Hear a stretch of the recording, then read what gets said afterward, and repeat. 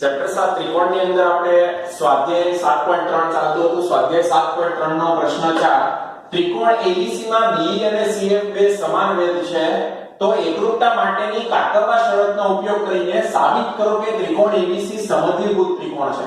ચલો શું આપ્યું છે તમને? બે વેધ આપ્યા છે ત્રિકોણ ABC માં B અને CF, અને આ બંને વેધ કેવા છે? સમાન છે, બરાબર.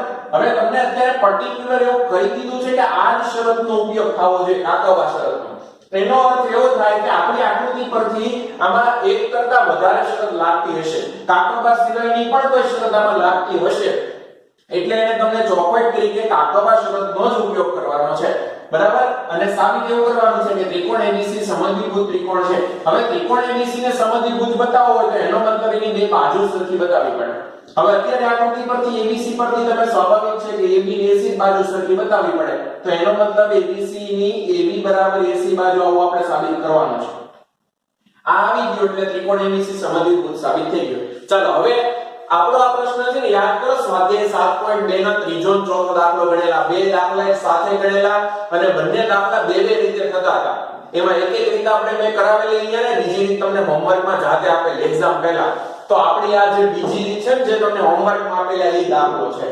એટલે બેક તો સ્વાધ્યાય 7.2 ની જ રકમ છે અને આપણે બીજી રીતે દાખલો ગણીએ છીએ, બરાબર. ત્યારે આપણે ઉપરના ત્રિકોણ લીધેલા. ચાલો હવે આપણે અહીંયા આવીએ કે AB બરાબર AC સાબિત કરવું છે તો આપણી પાસે અત્યારે બે રસ્તા કે AB ને AC આવતા હોય એવા ત્રિકોણ લઈ લઈએ. તો AB આવતો હોય ત્રિકોણ કયો થાય? ABE ત્રિકોણ થાય. અને અહીંયા કયો ત્રિકોણ થશે? AFC ત્રિકોણ થશે. આ બંને કાટખૂણા, જો આ ઉપરના ત્રિકોણમાં અહીંયા 90 નો ખૂણો, બરાબર. પછી આ એક સામાન્ય સરખી બાજુઓ બંને આપેલી છે અને આ સામાન્ય ખૂણો, તો કુકુબા શરત પ્રમાણે ઉપરના ત્રિકોણ સરખા થાય અને એના પરથી આ AB ની AC બાજુ સરખી થઈ જાય. પણ શરત કઈ હતી? કુકુબા શરત આવી, જે આપણે દાખલો ગણી જાય, બરાબર. કુકુબા શરતને આધારે સાબિત કરેલો આપણે પ્રશ્ન.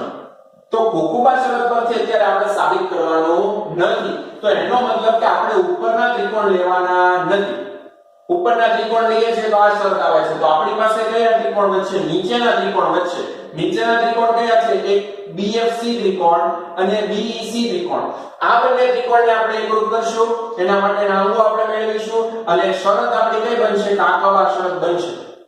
કેમ કે બે જ શરત બને છે, ઉપર કુકુબા બને છે અને આપણે કાકરવા બનાવી છે, તો નીચેના ત્રિકોણ હોવાના છે.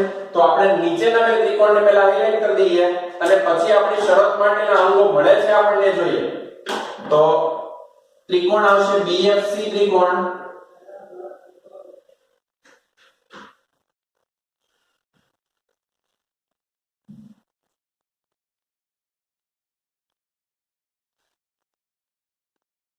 આ BFC ત્રિકોણમાં વેધ છે, જો વેધ આપણે પહેલા લઈ લીધા B અને CF, તો ત્રિકોણના B માંથી સામેની બાજુ પરનો વેધ B અને C માંથી સામેની બાજુ પરનો વેધ CF. વેધ છે એટલે અહીંયા કેટલાનો ખૂણો બને? 90 નો ખૂણો બને, બરાબર. તો આ 90 નો ખૂણો દર્શાવ્યો. આ પહેલો ત્રિકોણ લીધો. એ જ રીતે બીજો ત્રિકોણ કયો છે? BEC ત્રિકોણ. નીચેના ત્રિકોણ લેવા છે તો નીચેના ત્રિકોણમાં BEC ત્રિકોણ આવશે.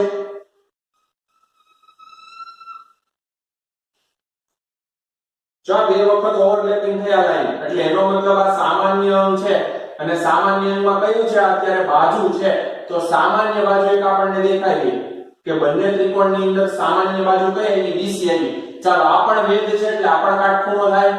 તો બે અંગ તો આપણને આકૃતિ પરથી તરત મળી જાય, દોરી ગયા કે આ કાટખૂણો, આ એની સામાન્ય બાજુ બંને ત્રિકોણમાં આવે છે. જો તો કાટખૂણો મળી ગયો, કાટખૂણાની સામેની બાજુ એટલે કર્ણ પણ સરખું છે. જો આ ત્રિકોણનો કર્ણ BC, આ ત્રિકોણમાં પણ કર્ણ BC અને બંનેમાં આવે છે એટલે સામાન્ય બાજુ, તો BC આપણે મળી ગયો એકરૂપ. તો એક બાજુ મળી ગઈ, હવે એક બાજુ ઘટે છે, એક કર્ણ અને એક કાટખૂણો મળી ગયો. હવે જે બાજુ ઘટે છે રકમમાં આપણને એવી છે B અને CF બે કેવા છે? સમાન વેધ છે. તો B આવે છે આ આકૃતિમાં CF આવે છે, જો. અને આ આકૃતિની અંદર કોણ આવે છે? B આવે છે. તો B અને CF ને પણ આપણે સરખા દર્શાવી દઈએ. આ B અને CF, અને આ તમારી કઈ બાજુ થશે? સામાન્ય બાજુ થશે. તો મળી ગઈ બધી વસ્તુ આપણને. કાકરવા શરત બની ગઈ. આપણે જો કાટખૂણો આ લાલ ત્રિકોણમાં જોઈએ આપણે BCF ત્રિકોણમાં, તો કાટખૂણો, સામેનો કર્ણ અને આ એક બાજુ CF. કાટખૂણો, કર્ણ, બાજુ, કાકરવા શરત. સેમ એવા ત્રિકોણમાં કાટખૂણો, કર્ણ અને બાજુ. તો કાકબા શરત પ્રમાણે આપણા ત્રિકોણ એકરૂપ થઈ જશે અને પછી આપણે બાજુ કઈ રીતે સરખી લાવીને જોઈએ. પહેલા આટલું લખાણ દર્શાવી દઈએ. આકૃતિ આપેલી નથી, આપણે આકૃતિ જાતે દાખલામાં તૈયાર કરવાની છે, જાતે દોરવાની છે. તો સૌથી પહેલા જે બે ત્રિકોણ લીધા એ દર્શાવી દઈએ. આકૃતિ પરથી ત્રિકોણ, આ ત્રિકોણ કયો છે? BFC, ત્રિકોણ BFC. અને બીજો ત્રિકોણ કયો છે? BEC, ત્રિકોણ BFC અને BEC માટે. ચાલો આ બંને ત્રિકોણ માટે વારાફરતી કાકબા શરત પ્રમાણે લખતા જઈએ. BFC માં કાટખૂણો આ છે. આ ખૂણાનું નામ શું થશે? ખૂણો BFC. ખૂણો BFC એની સાથે આ ત્રિકોણનો કયો ખૂણો આવશે? BEC. ત્રિકોણનો કયો ખૂણો આવશે? ખૂણો BEC. એકરૂપ ખૂણો BEC. કારણ કાટખૂણા. ચાલો ત્યાર પછી કર્ણ. આની સામેની બાજુ કર્ણ કહેવાય BC, આની સામેની બાજુ પણ કર્ણ BC. બંને કર્ણ સરખા છે બંનેના, કારણ સામાન્ય બાજુ. તો રેખાખંડ BC, એકરૂપ રેખાખંડ BC અને કારણ આવી ગયું સામાન્ય બાજુ. ચાલો અને છેલ્લું અંગ આપણી જે કર્ણ સિવાયની કોઈ એક બાજુ. તો કર્ણ સિવાયની આ ત્રિકોણમાં કઈ બાજુ છે? CF બાજુ. તો CF એકરૂપ આ ત્રિકોણની અંદર કઈ બાજુ છે? B બાજુ છે. તો CF એકરૂપ B. આ આપણને સરખા આપ્યું છે પક્ષની અંદર, રકમમાં કહી દીધું છે બંને વેધ સમાન છે એટલે પક્ષ પરથી આપણે લીધું. તો માટે સંગતતા એકરૂપતા થઈ જશે.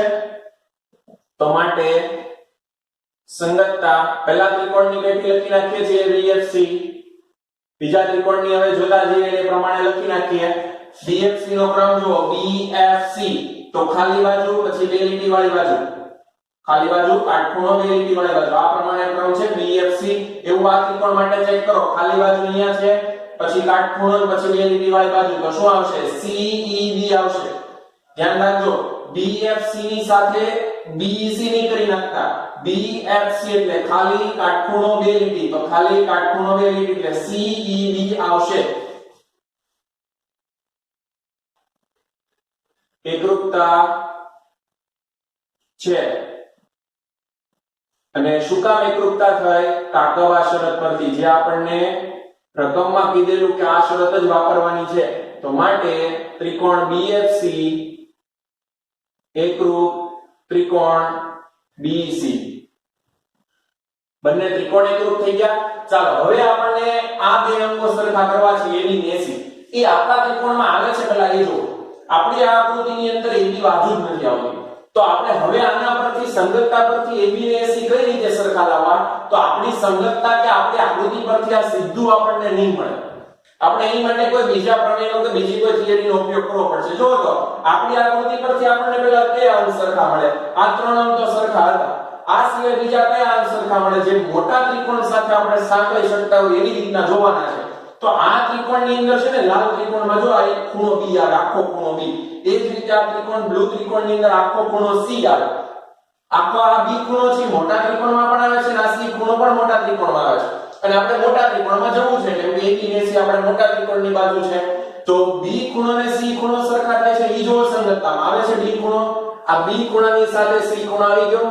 તો B ખૂણો અને C ખૂણો આપણે સરખા લખી શકીએ. ચાલો આનું આખું નામ શું આવશે આકૃતિ માટે? FBC ખૂણો આવશે. અને C ખૂણાનું નામ આવશે ECB ખૂણો. તો CBCD પરથી હવે માપ ખૂણો FBC આ ખૂણો અને ECB આ બંને સરખા થશે.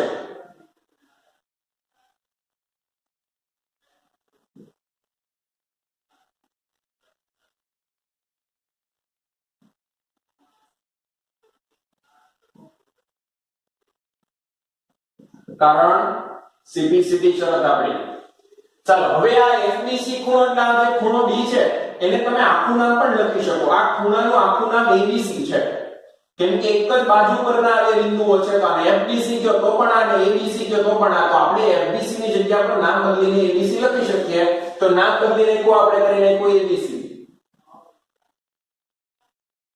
બરાબર. આ રીતે સામેની તરફ ECB ખૂણો છે તો ECB ખૂણાનું આખું નામ શું આવશે? ACB આવશે. તો ખૂણો C છે એટલે ECB ની જગ્યા પર આપણે શું લખી શકીએ? ACB. તો માપ ખૂણો ACB. કઈ નથી કર્યું, ખાલી આપણે આખા નામ લખેલા છે ખૂણાના. ચાલો હવે આ જે બે ખૂણા સરખા છે ને મોટા ત્રિકોણના ખૂણા સરખા થયા. તો મોટા ત્રિકોણમાં જો બે ખૂણા સરખા હોય એક જ ત્રિકોણના, તેની સામેની બાજુ પણ કેવી થાય? સરખી થાય. આપણો જે પ્રમેય હતો એનું પ્રતીક પ્રમેય છે. તો બે ખૂણા સરખા થઈ ગયા, એની સામેની બાજુ સરખી થાય. ABC ખૂણાની સામેની બાજુ કઈ થાય? AB, અને ABC ખૂણાની સામેની બાજુ કઈ થાય? AC. તો આના પરથી આપણે સામેની બાજુ સરખી લખી શકીએ. AC બરાબર AB આવું થશે. ABC ની સામેની બાજુ AC અને ACB ની સામેની બાજુ AB. તો એકરૂપ ખૂણાની સામેની બાજુ એકરૂપ હોય છે. બરાબર? પ્રતીક પ્રમેય આપણું આવી ગયું. આપણું માંગેલું પરિણામ AC બરાબર AB. કયા ત્રિકોણની બાજુઓ છે? ABC ની. ABC ની બે બાજુ સરખી આવી તો માટે ત્રિકોણ ABC કેવો ત્રિકોણ થાય? સમદ્વિભુજ ત્રિકોણ થાય. તો માટે ત્રિકોણ ABC એ સમદ્વિભુજ ત્રિકોણ છે અથવા સમદ્વિભુજ ત્રિકોણ થાય. બરાબર? જે આપણે સાબિત કરવાનું છે. ચાલો ત્યાર પછી નેક્સ્ટ પ્રશ્ન છે પ્રશ્ન નંબર 5. તો પછીનો પ્રશ્ન લઈએ. ચાલો પ્રશ્ન 5, જેમાં AB બરાબર AC હોય તેવો સમદ્વિભુજ ત્રિકોણ ABC આપેલ છે. AP લંબ BC દોરીને ખૂણો B બરાબર ખૂણો C દર્શાવો. યાદ કરો આ વિધાન આપણે આગળ કંઈક ચર્ચા કરેલી. ત્યારે આપણે વાત કરેલી, આપણે એક પ્રમેય ભણ્યા હતા કે બે બાજુઓ સરખી હોય તેની સામેના ખૂણા સરખા થાય. જે પ્રમેયનો ઉપયોગ હમણાં આગળના દાખલામાં ગણ્યો. અને આઈએમપી પ્રમેય છે આ ચેપ્ટરનો કે બે બાજુ સરખી હોય ત્રિકોણની, એટલે કે સમદ્વિભુજ ત્રિકોણની સમાન બાજુઓની સામેના ખૂણા પણ કેવા હોય છે? સમાન હોય છે. એવો આપણે પ્રમેય સાબિત કરેલો. ત્યારે આપણે એ પણ ચર્ચા કરેલી કે આ પ્રમેય ત્રણ રીતે સાબિત થાય. કેમ કે એક જ ત્રિકોણની બે બાજુ એક જ ત્રિકોણના બે ખૂણા સરખા આપણે બતાવવા છે ABC ત્રિકોણના, તો એક જ ત્રિકોણના બે અંગો સરખા કરવા હોય તો આપણી પાસે એની કોઈ રસ્તો નથી, એની માટેની કોઈ શરત નથી. શરત ક્યારે લાગે? બે ત્રિકોણ એકરૂપ કરવા હોય તો એના માટેની શરતો છે. તો એક જ ત્રિકોણ માટે બે અંગ સરખા કરવા હોય તો પહેલા તેના ભાગ કરીને બે ત્રિકોણ બનાવવા પડે. કેવી રીતે ત્રિકોણ લેવાના? કે જે બે ખૂણા સરખા કરવા છે બંને જુદા જુદા ત્રિકોણમાં આવે રીતે. આ બે ખૂણા સરખા કરવા છે તો B અને C બંને અલગ અલગ રીતે આવી રીતે આપણે ત્રિકોણ બે જુદા બનાવવાના. એના માટે આપણે શું કરેલું? આગળ આપણે જ્યારે પ્રમેય સાબિત કર્યો ત્યારે ખૂણાઓનો દ્વિભાજક લીધેલો. આપણે ખૂણાઓનો દ્વિભાજક એટલે અહીંયા બે ખૂણા સરખા થશે એ બિંદુ આગળ, અને આ રીતે આપણો ત્રિકોણ બનેલો ADB ત્રિકોણ અને ADC ત્રિકોણ. બરાબર? આ આપણે સાબિત કરવાનું છે B ખૂણો C ખૂણો. જો આ તમારી સામાન્ય બાજુ થઈ ગઈ. બરાબર? અને આ આપણને પક્ષમાં આપેલું કે સમદ્વિભુજ ત્રિકોણ છે. તો બાખુબા શરત પરથી આપણા બે ત્રિકોણ સરખા થઈ ગયા હતા અને એના પરથી આપણા બે ખૂણા સરખા થઈ ગયા હતા સિમ્પ્લિસિટી પરથી. આવો આપણે પ્રમેયમાં ભણેલા. ચાલો એની સાથે આપણે બાબાબા શરત પણ ત્યારે જોયેલી. બાબાબા શરત પરથી પણ ભણી શકીએ. કેમ કે આ મધ્યકા લઈએ. જો આ ન લઈએ તો આપણે મધ્યકા લઈ શકીએ. અત્યારે આપણે શું કરવાનું છે? અત્યારે આપણને રકમમાં ફિક્સ થઈ દીધું છે કે લંબ લેવાનો છે. તો એનો મતલબ કે આપણે જે ત્રીજો ઓપ્શન્સ ભણેલા કે લંબ લઈએ તો કઈ શરત બને? કાકબા શરત બને. ઈ આપણે આ દાખલાની અંદર ભણશું. તો ત્યારે પ્રમેય ચલાવ્યો ત્યારે તમને સાથે આ પ્રશ્નની સાથે લખવાનું કીધેલું કે આની બાજુમાં લખી નાખજો કે આપણો આ પ્રમેયનો વિધાન છે ને પ્રમેયની જગ્યા પર આ બેઠું પૂછાઈ શકે. આ પ્રમેય જ છે અને પ્રમેયની જગ્યા પર પૂછાય તો આપણે પક્ષ અને સાધ્ય લખવું પડે. ક્લિયર? માત્ર ખાલી સાબિતી બદલાશે. ખૂણાના દ્વિભાજકની જગ્યા પર આપણે અત્યારે વેધ લઈએ છીએ. એટલું ચેન્જ થશે, બાકી બધું સેમ અને શરત બદલાશે. ચાલો આકૃતિ નથી આપેલી, પહેલા પ્રમાણે આકૃતિ દોરશું. એક ત્રિકોણ ABC લીધો, સમદ્વિભુજ ત્રિકોણ છે એટલે AB AC બાજુ બે સરખી લીધી. ક્લિયર? રકમમાં કહી દીધું છે કે AB બરાબર AC છે. AP લંબ BC પણ આપી દીધું છે એટલે AP એ BC પર 90 નો ખૂણો બનાવે છે. હવે B અને C સરખા કરવા છે, આ બંને સરખા બતાવવા છે. તો આ ખૂણો આવતો હોય એવો ત્રિકોણ લઈએ, આ ખૂણો આવતો એવો ત્રિકોણ લઈએ. આ બંને ત્રિકોણને એકરૂપ કરી નાખીએ એટલે આ બંને ખૂણા એકરૂપ થઈ જશે. ક્લિયર? ચાલો આ તમારી કઈ બાજુ થાય? સામાન્ય બાજુ. હાઈલાઈટ નથી કરતો, બે ત્રિકોણ છે. વધારે ત્રિકોણ હોય તો આપણે હાઈલાઈટ કરવા પડે આપણા ત્રિકોણને જોવા માટે. પણ અહીંયા તો તરત જ ખ્યાલ આવી જાય. તો APB અને APC માં કઈ શરત બને? જો કાટખૂણો એની સામેની બાજુ એટલે કર્ણ, અને આ બીજી બાજુ એટલે એની સિવાયની બાજુ કર્ણ સિવાયની બાજુ. તો કાટખૂણો કર્ણ બાજુ કાકબા શરત બને છે. ક્લિયર? કાકબા શરત પરથી આ બંને ત્રિકોણ એકરૂપ થઈ જશે. ફરીથી કહું છું, બોક્સ સાથે લખજો. જો પ્રમેયની જગ્યા પર 4 માર્ક્સમાં પૂછાય તો. અત્યારે સીધી હું ખાલી સાબિતી દર્શાવું છું. તો આકૃતિ પરથી ત્રિકોણ ABC માં ત્રિકોણ ABC માં સૌથી પહેલા શું કર્યું આપણે AP લંબ BC લીધું AP લંબ BC લેતા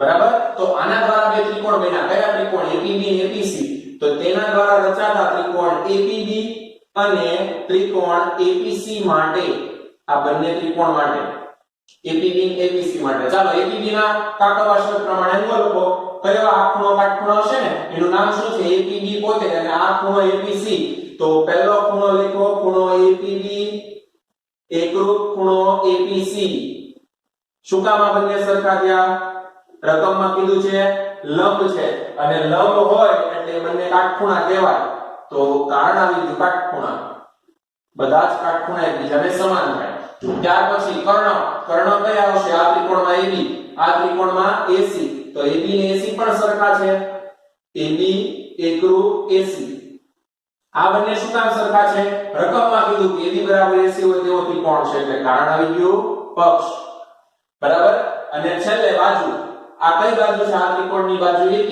આ ત્રિકોણમાં પણ એકી બાજુ તો AP એકરૂપ AP કઈ બાજુ કયો અંગ સામાન્ય અંગ છે એટલે સામાન્ય બાજુ જો તો એક કાટખૂણો મેળવો એક કર્ણ મેળવો અને એક બાજુ મેળવો એટલે કાકવાસર પ્રમાણે સંગતતા એકરૂપતા થશે તો માટે સંગતતા લખી નાખીએ APB તો APB ની સાથે કોણ આવશે APC તો સંગતતા APB સંગત APC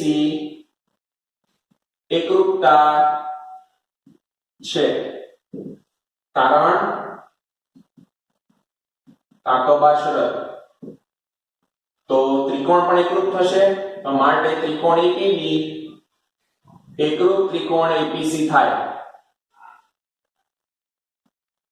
ચાલો ત્રિકોણ એકરૂપ થઈ ગયા હવે આપણે જે અંગો જોઈએ છે પણ મળી જશે આપણને ખૂણો B ખૂણો C સરખા બતાવવાના છે જો સંગતતામાં B ખૂણાની સાથે C ખૂણો આવી ગયો ખૂણા B ની સાથે ખૂણો C આવી જાય છે તો આપણે લખી શકીએ કે હવે ખૂણો B એકરૂપ ખૂણો C તારણ CPCT શરત તો માટે ખૂણા B ના માપને લખું તો માપ ખૂણો B ખૂણા C ના માપને લખું તો માપ ખૂણો C ખૂણા એકરૂપ હોય તેના માપ કેવા થાય સરખા થાય એટલે વચ્ચે કયું ચિહ્ન આવી ગયું બરાબરનું ચિહ્ન આવી ગયું તો ખૂણો B અને ખૂણો C આપણે સરખા દર્શાવી દીધા ક્લિયર ચાલો અહીંયા આપણું સ્વાધ્યાય 7.3 જે છે એ પૂરું થાય છે નેક્સ્ટ ત્યાર પછી થિયરી છે પછી સ્વાધ્યાય 7.4 છે જે આપણું એકરૂપતાથી આખું અલગ જ છે હવે આપણે ત્રિકોણની એકરૂપતાને ભણવાનું હવે આપણે ત્રિકોણની અસમતા અને સમતા વિશે ભણવાનું છે બરાબર ખૂણાઓની અસમતા વિશે એના વિશે વાત કરવાની છે તો નેક્સ્ટ હવે પછી આપણા સ્વાધ્યાય 7.4 ની થિયરી છે આખું સ્વાધ્યાય અલગ જ છે વ્યવસ્થિત અલગ રીતે તૈયાર કરવાનું છે તો હવે થિયરી લઈએ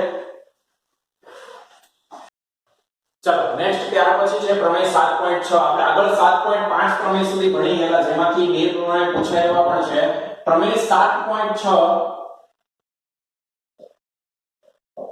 જો હવે પછીના જે ત્રણ પ્રમેય છે ને આ ત્રણેય પ્રમેય સાબિતી વગરના છે માત્ર એના વિધાન છે અને વિધાનનો ઉપયોગ આગળ દાખલામાં આવશે અને આ બધી થિયરી ત્રિકોણની અસમતાને આધારે છે એટલે ત્રિકોણની ખૂણાઓ કે ત્રિકોણની બાજુઓના માપ જુદા જુદા હોય તો એને ત્રિકોણની અસમતા કહેવાય ચાલો આપણે એટલી વસ્તુ ભણી ગયા કે ત્રિકોણની ત્રણેય બાજુ સરખી હોય એટલે કે સમબાજુ ત્રિકોણ હોય તો એના ત્રણેય ખૂણા સરખા થાય ક્લિયર તો ત્રણેય બાજુ સરખી તો એના ત્રણેય ખૂણા સરખા આ સમતા છે કે ત્રણેય ખૂણા સરખા ત્રણેય બાજુ સરખી સરખું હોય એને સમતા કહેવાય હવે ત્યાર પછી આપણે સમદ્વિભુજ ત્રિકોણની પણ થિયરી ભણી ગયા આ ચેપ્ટર ની અંદર સમબાજુ ત્રિકોણ આવ્યું સમદ્વિભુજ ત્રિકોણ આવ્યું કે બે બાજુ સરખી હોય તો એની સામેના ખૂણા સરખા થાય જેનો ઉપયોગ આપણે હમણાં જ આ દાખલો પણ એક વિડિયોની અંદર સાબિત કર્યો ને એનો ઉપયોગ પણ આપણે દાખલાઓની અંદર કર્યો તો બે બાજુ સરખી સામેના ખૂણા સરખા ચાલો આવા ત્રિકોણને સમબાજુ ત્રિકોણ કહેવાય આને સમદ્વિબાજુ ત્રિકોણ કહેવાય હવે માની લો કે એક બાજુ સરખી જ નથી એટલે કે વિષમ બાજુ ત્રિકોણ છે વિષમભુજ અથવા વિષમ બાજુ ત્રિકોણ છે તો જ્યારે ત્રણેય બાજુઓ જુદી જુદી હોય તો ત્યારે કોઈ ખૂણાઓનો અથવા બાજુઓનો કોઈ ગુણધર્મ ખરો તો ત્યારે ગુણધર્મ છે ને પ્રમેય 7.6 પ્રમેય 7.7 ની અંદર આપણને આપેલું છે કે જો ત્રિકોણની બહુ જ સહેલા વિધાન છે ત્રિકોણની બે બાજુઓ અસમાન હોય જો ત્રિકોણની બે બાજુઓ असमान होय, असमान એટલે કે જુદી જુદી હોય, માપ એના જુદા જુદા હોય, તો મોટી બાજુની સામેનો ખૂણો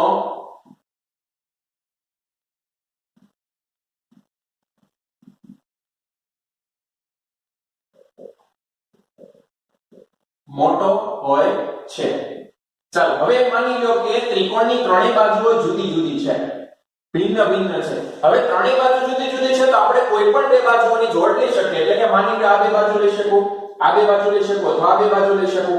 તો કોઈ પણ બે બાજુઓ જે લઈએ છીએ બંને બાજુઓ કેવી થવાની છે? અસમાન થવાની છે, કેમ કે ત્રણેય બાજુઓના માપ કેવા છે? જુદા જુદા છે. તો ત્રણમાંથી ગમે તે બે બાજુ લ્યો તો એ જુદી જુદી માપની થવાની છે. તો બે અસમાન બાજુઓ લઈએ ને તો એ બે અસમાન બાજુઓમાંથી એક બાજુ મોટી હશે ને એક બાજુ નાની હશે હંમેશા.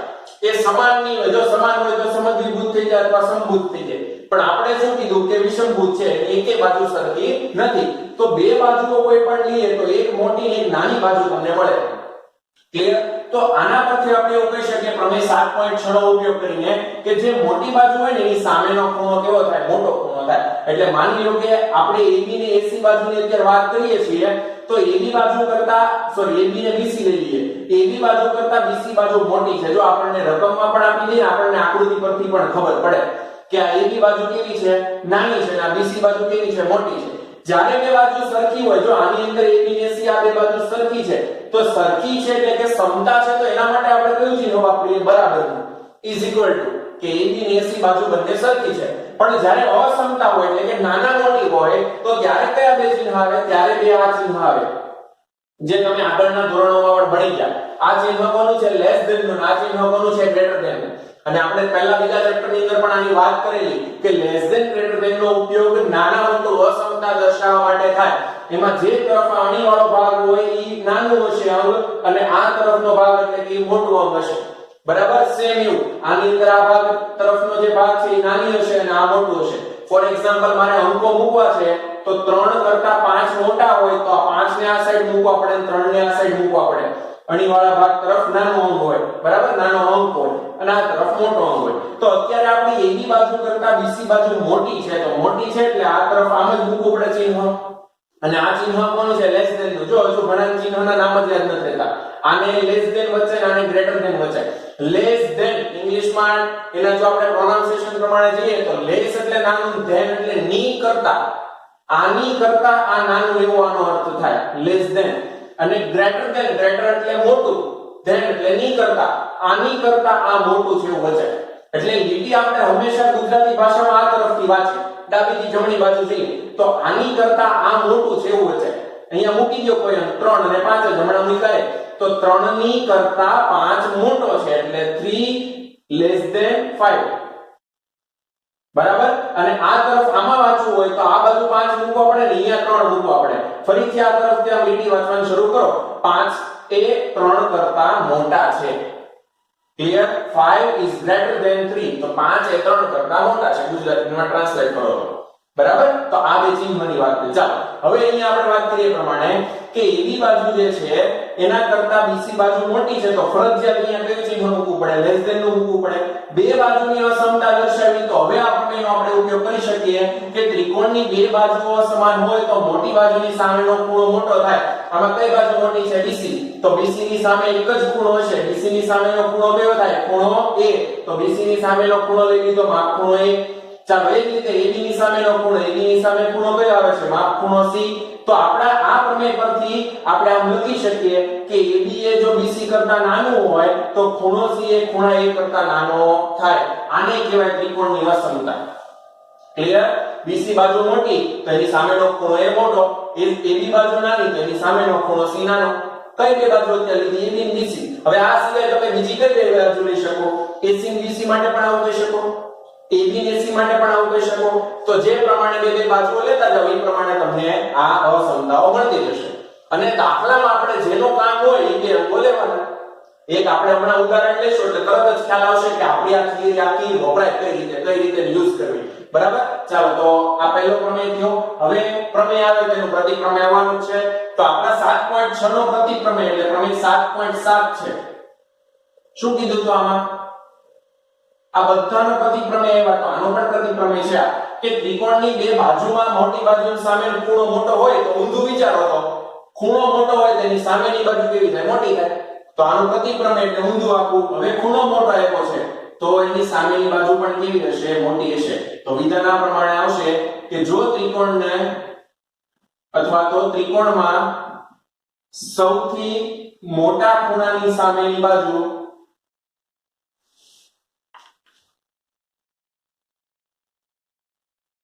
ત્રિકોણમાં સૌથી મોટા ખૂણાની સામેની બાજુ મોટી હોય છે આનું પ્રતિપ્રમેય છે બરાબર હવે આ સેમ આવી જ રીતના હવે ખૂણા નાના મોટા આપ્યા હોય તેની સામેની બાજુ આપણે નાની મોટી દર્શાવી શકીએ બેઠો આ જ પ્રમાણે વાપરી શકીએ આપણે બરાબર અને બહુ જ મહત્વનો પ્રમેય 1 માર્ક્સ માટે પ્રમેય 7.8 આ બે એકબીજાના પ્રમેય પ્રતિપ્રમેય છે તમે યાદ રહી જાય એવા છે મોટી બાજુની સામેનો ખૂણો મોટો મોટા ખૂણાની સામેની બાજુ મોટી હવે આપણે ત્રિકોણનો એક ગુણધર્મ ભણવાના છે કે ત્રિકોણમાં કોઈ પણ બે બાજુઓના માપનો સરવાળો તમે લ્યો ને તો એ હંમેશા બીજી બાજુ કરતા મોટો જ હોય છે ત્રિકોણમાં પહેલા લખી નાખીએ પછી સમજીએ કોઈ પણ બે બાજુઓના માપનો સરવાળો હંમેશા ત્રીજી બાજુ કરતા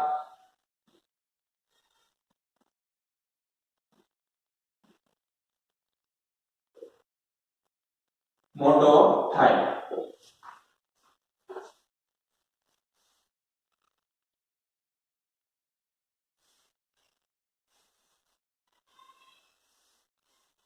તમારે આને ચેક કરવું ને તો થિયરિકલ ને પ્રેક્ટિકલ બંને રીતે ચેક કરી શકો આપણે માની લો કે આકૃતિ એક દોરી નાખીએ એના પરથી ચેક કરીએ ત્રિકોણ એક ગમે તેવો તમને મનપસંદ દોરી નાખવાનો સમબાજુ દોરવો એવો જરૂર નથી કોઈ પણ દોરી નાખવાની સમબાજુ વિષમબાજુ સમદ્વિ બાજુ તમને ગમે તે રીતે અનુકૂળ આવે એવો ત્રિકોણ દોરી લ્યો આ ત્રિકોણની છે ને બધી બાજુઓ માપી લેવાની માની લો કે આ બાજુને મેં માપી તો 5 સેમી ની છે આ બાજુ 4 સેમી ની છે અને આ બાજુ 6 સેમી ની છે એમ જ અત્યારે મેં માપ લખી નાખ્યા હવે આપણે આ રીતે માપ લખ્યા પછી મેળવી શકીએ આપણે સ્કેલ થી મેળવી લેવાના માપ મેળવીને પછી છે ને બે બે બાજુના માપનો સરવાળો કરતો જવાનો માની લો આ બે બાજુના માપનો સરવાળો કરું AB ને ABC નો કેટલો થશે 6 ને 5 11 તો ત્રીજી બાજુ છે AC એનું માપ કેટલું છે 4 તો 4 કરતા આનો સરવાળો 11 કેવો થાય મોટો થાય ચાલો હવે આ બે બાજુનો સરવાળો લ્યો 6 ને 4 10 ત્રીજી બાજુ 5 ની છે એના કરતા મોટો થયો સરવાળો 10 ચાલો આ બે બાજુ લ્યો 5 ને 4 9 ત્રીજી બાજુ 6 છે એના કરતા મોટો થયો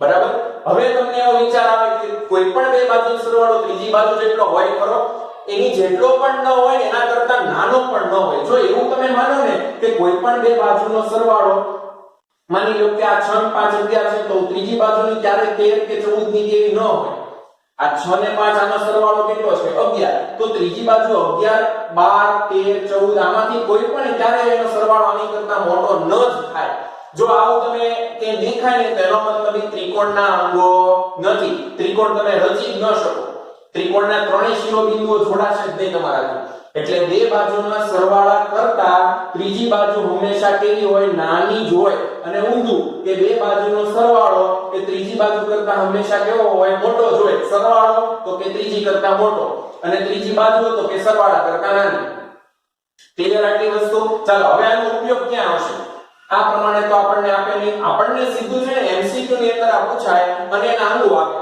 ત્રિકોણની ત્રણ બાજુઓ આપેલી છે ત્રણેય બાજુઓમાંથી આપેલી કઈ જોડ એ ત્રિકોણની જોડ નથી આ રીતના ચાર MCQ મૂકી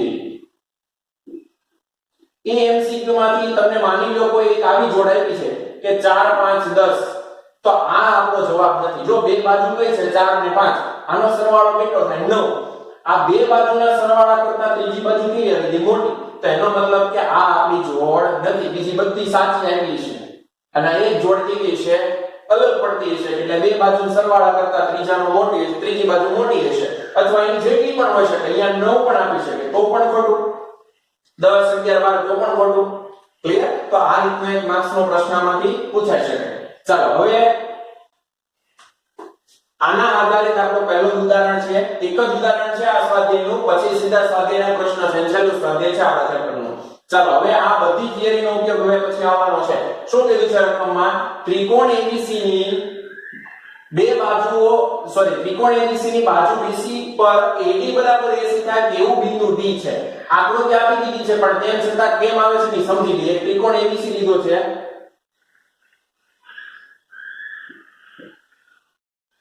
આ ત્રિકોણ ABC ની BC બાજુ એટલે આ પાયો BC છે.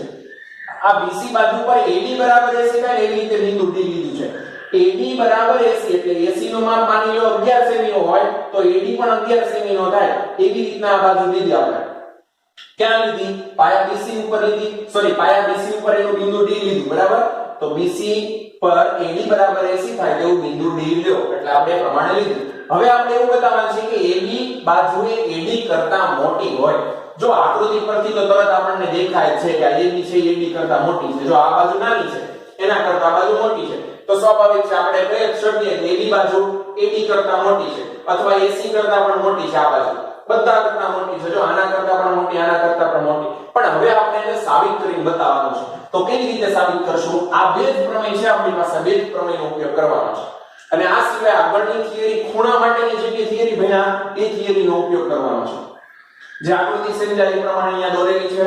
ચાલો સૌથી પહેલા તો બે બાજુ સરખી આપી દીધી છે તો એનો ઉપયોગ કરીએ. આકૃતિ પરથી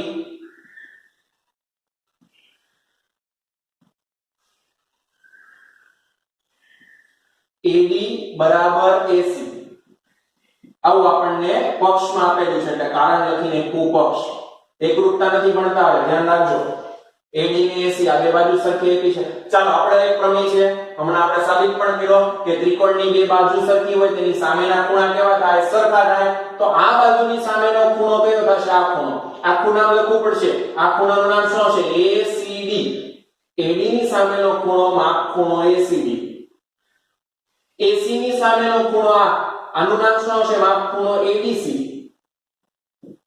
કારણ શું લખશું?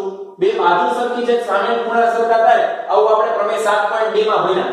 ચાલો પ્રમેયનો નંબર જ નથી યાદ તો શું કરવાનું? તો કારણ બેઠું લખી નાખવાનું કે સમાન બાજુની સામેના ખૂણા. સમાન બાજુની સામેના ખૂણા.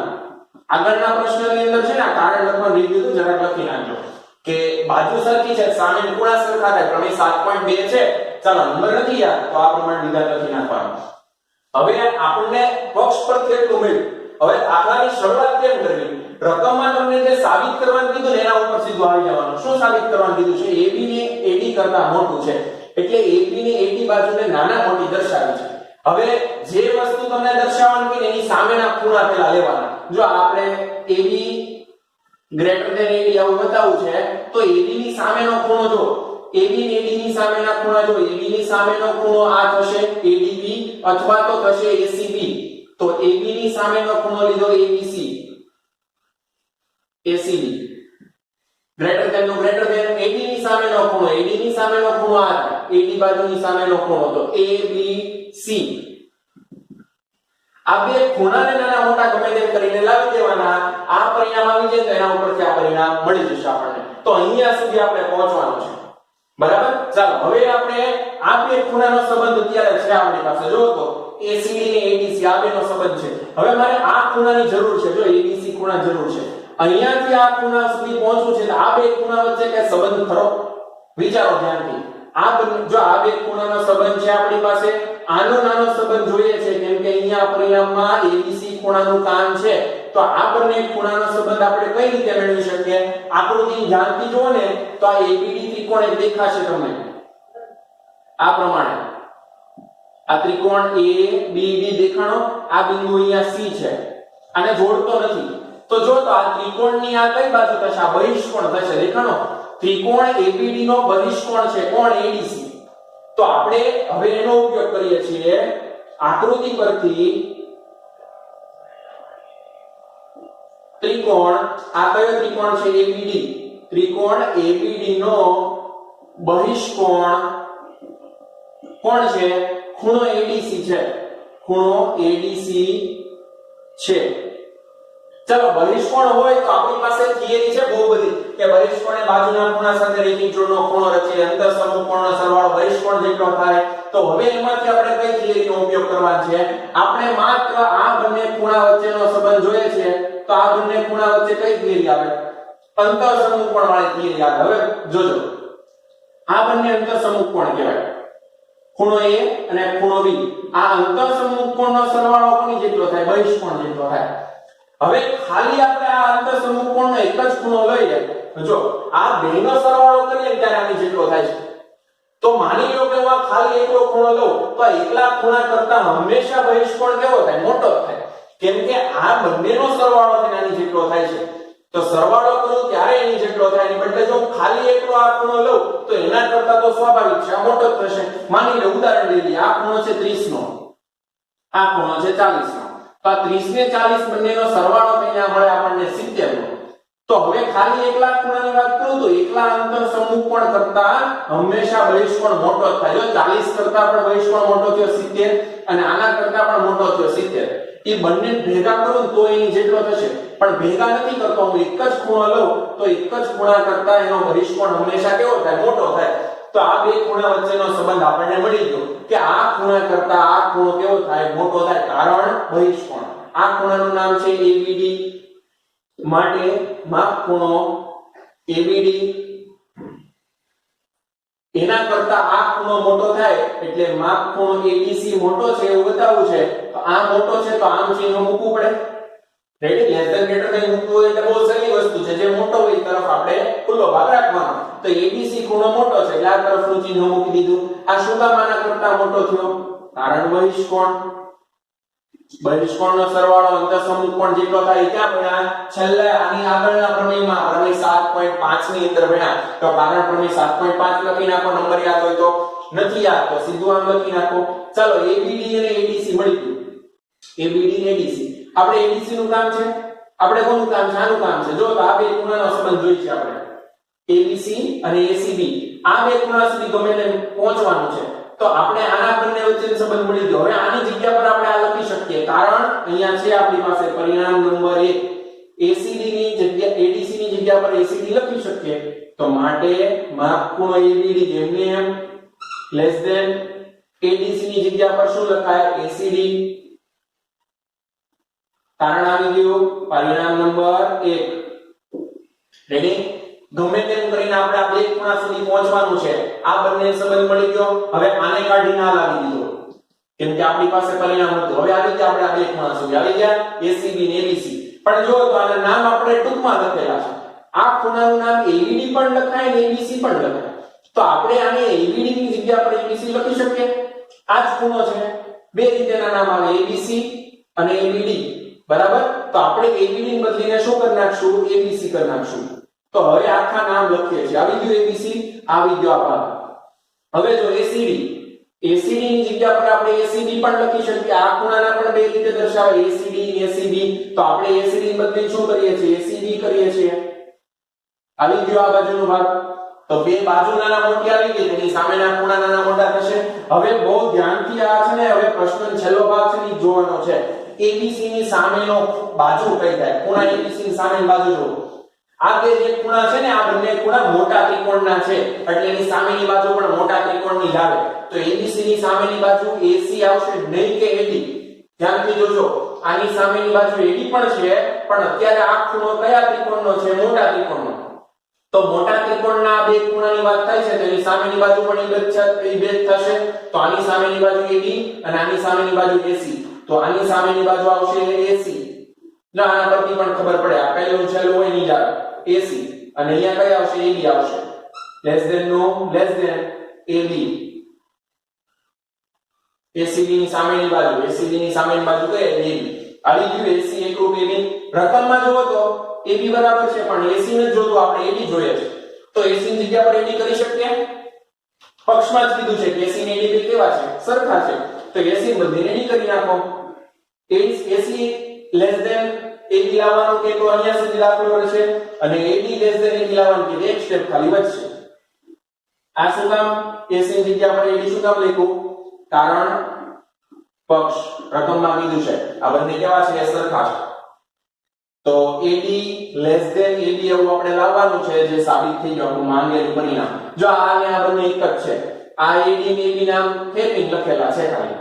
આમ ઊંધું લખો તમે AD પહેલા લખો અને AD પછી લખો તો પણ તમારી અસમતા તો એ જ રીતે ચેન્જ થશે. જો AD ભાગ નાનો છે અને AD ભાગ મોટો છે તો AD ને નાનું કરવું હોય તો આ પ્રમાણે આપણે ગ્રેટર ધેન નું ચિહ્ન મૂકવું પડે. તો આવી ગયું AD ગ્રેટર ધેન AD.